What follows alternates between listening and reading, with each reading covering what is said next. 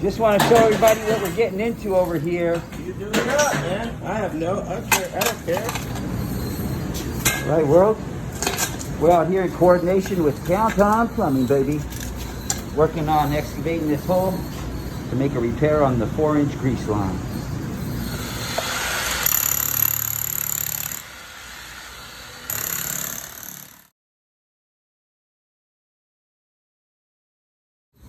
All right, world.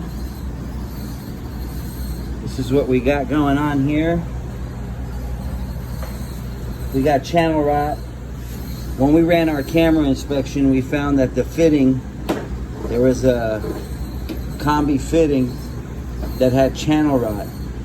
As we pushed the camera further, it was hard to tell. We actually could not tell that the next 7 feet of pipe is also channel rot.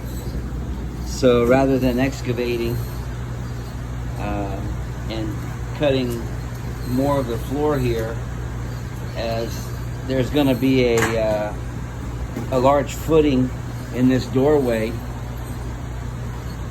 we vouched for installing a liner rather than continuing to saw cut and dig.